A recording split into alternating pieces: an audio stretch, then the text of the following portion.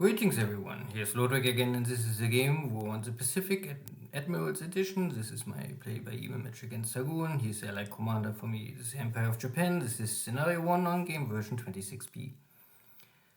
This is now the 26th January 42, and I take this empty Dutch base.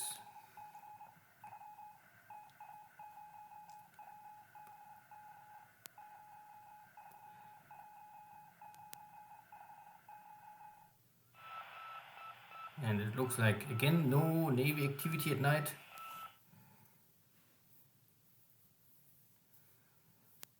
Both players, more or less.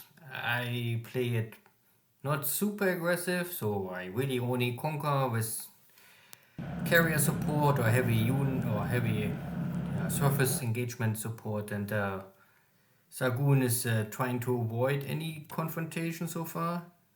And I achieve the strategic victories in the locations I really need in Southeast Pacific or Luzon, now Mindanao, and Singapore and Suva are the both bases I need before I really can step forward for the next operations. Tja.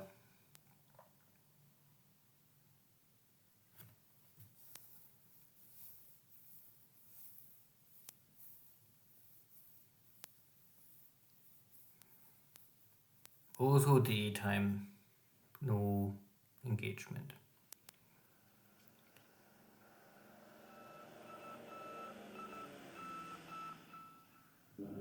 Some bad weathers.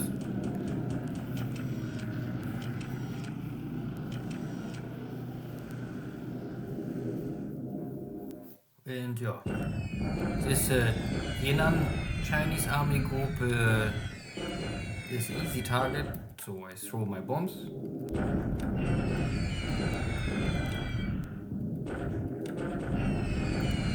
Also go flag more, so they are maybe out of supplies, or at least low on supplies.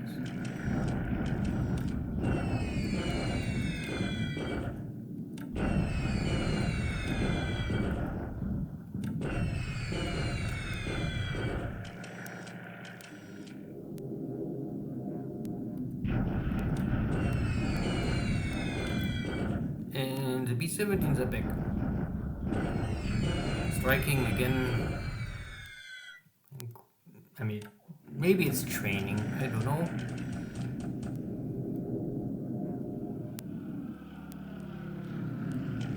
Or maybe bad reports. It could be also because I think the Allies have all of this, similar what the Japanese have in China coast. You get these reports from your local agents, and maybe Xargun gets information that there are ships in port.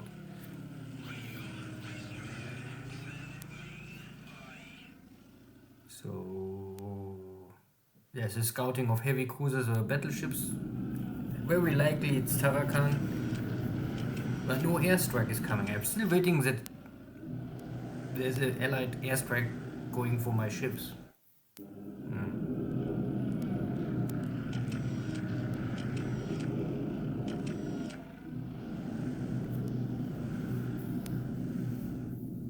Okay, so a very easy turn.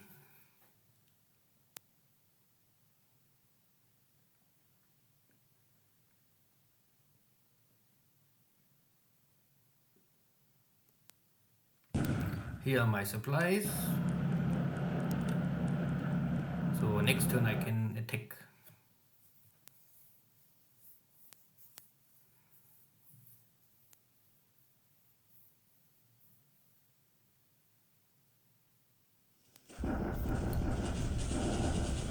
Yeah, this Chinese unit was already defeated many times, and now they surrendered completely.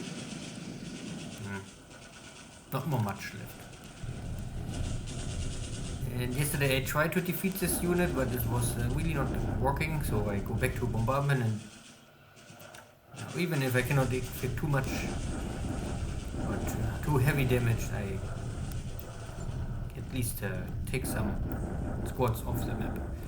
Kukong, the Chinese are still retreating, and here's the same. I cannot destroy them, but I can hurt them.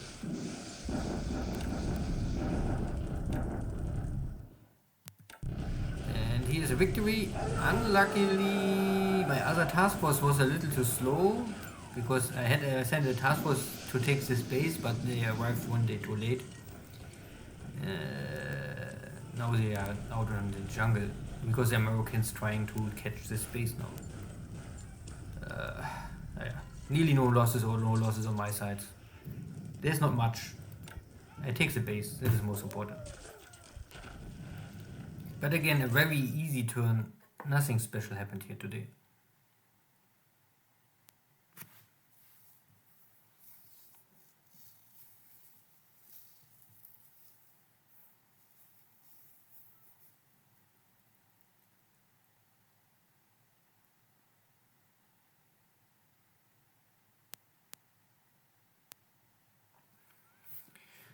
So, and this is now today a day where the B-17s are dying. So one B-17's ops loss. Long range attack always have this fatigue. Ship sunk, there was nothing, so... And yeah, I don't know. There's no change in the situation. I was only able to take out here one Chinese unit. This is okay. I have now here some regroup units, or units moving back to Shanghai because they are forming a new division, like this guy. I mean, I sent them first out of this hex, and then I can go to move mode, not now immediately, because this unit will have in some days a new part, and then they form to be a division.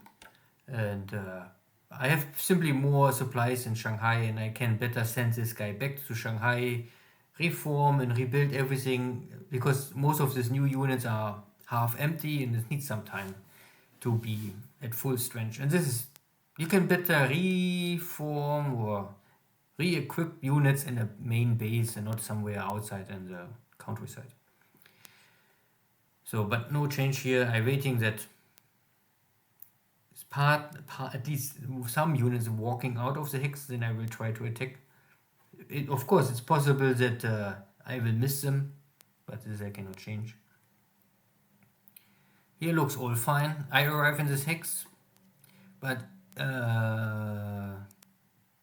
so I will maybe try to attack, but it's very likely that this Chinese units are moving out of the hex, so before I can attack them. Because the Chinese moving southeast, I can give up this hex first. This unit is broken, don't care. So I will bring all my units maybe back to Xi'an, and then or I will also do this is maybe better. I can move here east, because here's a road connection, even if you cannot see it on the map. So I will walk here with 15 miles per day, so I need 4 days to arrive in this hex. So I can move here around, and then I don't must make this shock attack. Shock attacks can work, but they are always more risky, and I don't see the need to risk here anything. I have here in Xi'an some units are a little disabled, or not so much. This unit is okay. I can reform. This division is more or less ineffective. I mean, there's nothing really to use, so they're all disabled, and this one is also okay. So I have 2 ready divisions in Xi'an. 1 division here in the northwest, and this number 4 division is in the northeast, plus 1 division in the east. So in total I can bring 5 divisions to finish off this army group. I mean, this is okay. Then I can take out maybe 40,000-50,000 Chinese units. Will not change the situation, but once I take out the Chinese Red Army, I can maybe go for Lenchao. The question is, what is this unit doing? In best case, Xargun try to escape over the mountains.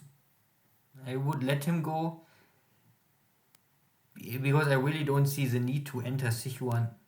If I can take everything northeast of Sichuan, so means we have more or less a border here on this road, then I'm fine. I don't need more.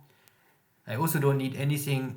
If I can make another border here, so that maybe this 4 bases belonging to the Chinese, I would let them stay there. I would say, stay there, come out. I really don't need more. Good. Anything else? Nothing here, nothing here, nothing here, nothing here. No activity today, no Air Force airstrike from the British. Maybe tomorrow, I don't know. I stay here range of 1, and with my target is this unit more or less, or this hex. And tomorrow I will try to take Singapore again. Fatigue is still high, but disruption is low. 10% normally is the average I would strike.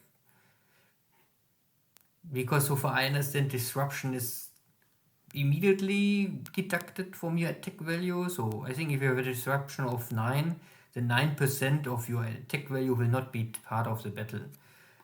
I have the feeling it's working like this.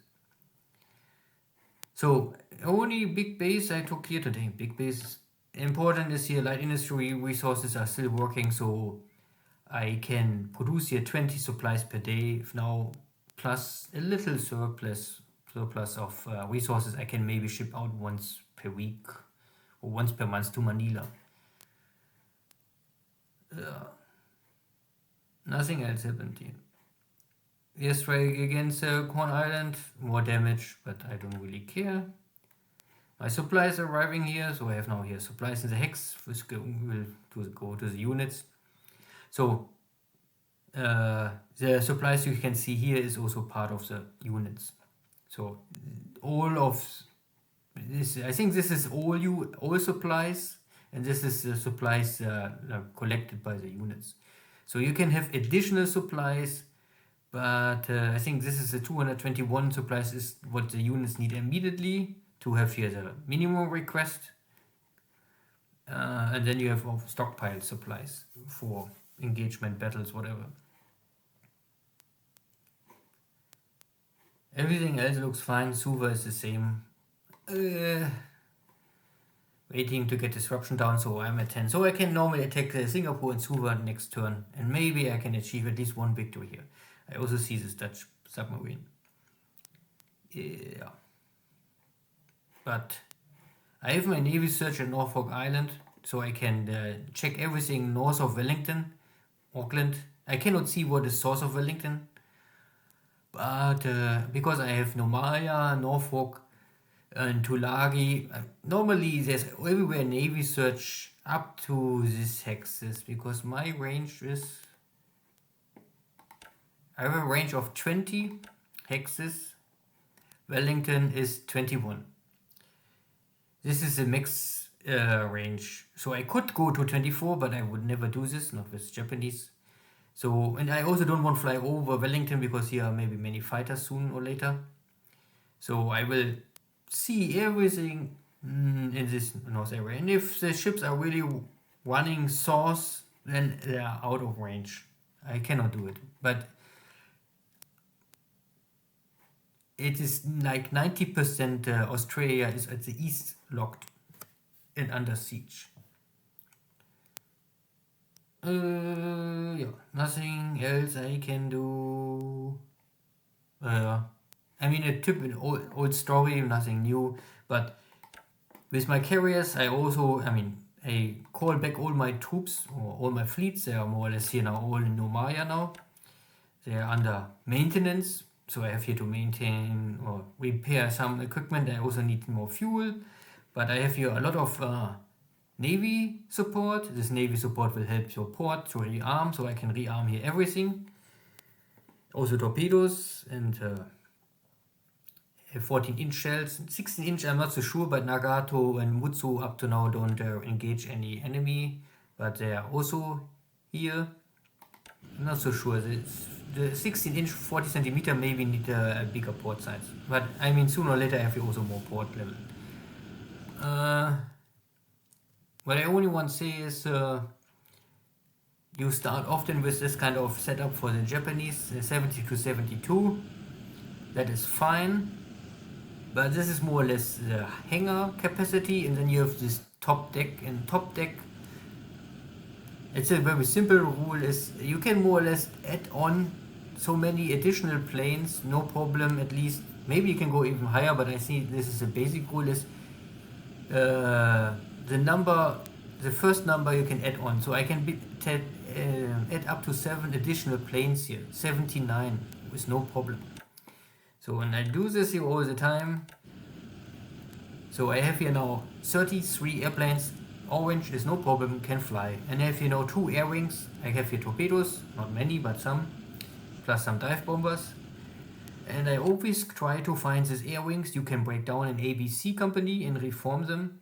And of course, I mean, I only make the maximum size, but this means not that you must fill them up. So this kind of air wings you cannot change because they have a locked change of size in July. So in July, normally they will all change the size and then they're open. So in July I can reform a lot again. But up to July I must wait. Oops. And this I do with different air wings. Here I'm only at 77, so I can normally add 2 more airframes. I think I add 12 already because I don't know more. But now I cannot replace them. I need to, because you can only call in reinforcements or replacements once per week, every 7 days. So I reform here and I rebuild and break down all of my air wings again and again, so that I have always more air wings. Because what I want to do is next this Kaga can take 7 more airplanes, so I will kick out the Kaga air wing because this one is a fixed change in July. This air wing I bring to Akagi, and then I can add here my already reformed air wing with 30 to Kaga, and then add additional airplanes so that I have at the end the maximum capacity for the carrier of 79. So I can get a little more out of my small carriers. And if you do this non-stop and all the time, then you really can get everywhere a little more out. So here you can get 3 more airplanes, here you can get 7 more airplanes, and here it is 6 more airplanes. And so on and so on and so on and so on. And in total, if you always stack them, overstack them, without breaking them down, you get maybe 1 more carrier out of this in total. I don't know, but I don't know, maybe I would say 50 to 60 additional carrier airplane ready to launch. But it's a lot of work because you must always reform and rebuild and send a lot of stuff around, and it needs time. But now I have time. I have here my carrier fleet in Nomaya ready to waiting for something. That the allies have something showing up. I have my submarines in position, so with a little luck I can maybe find a convoy or damage a convoy, slow them down, and then I can move out of Nomaya and with top speed and try to intercept and destroy. Not much more I can do. Good. See you next time. Take care. Bye bye.